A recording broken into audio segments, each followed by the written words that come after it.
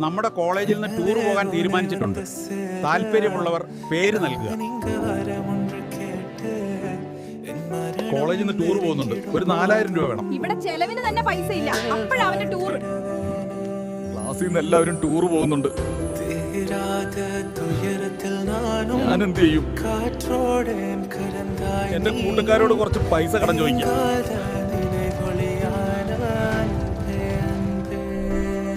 ഒരു 4000 രൂപ കടം തരുമോ? 4000 പോയിട്ട് 400 രൂപ എന്റെ അടുത്ത് ഇല്ലടാ. കുറച്ച് പൈസ കടമെടുക്കാനുണ്ടാവോ? ഇല്ലടാ.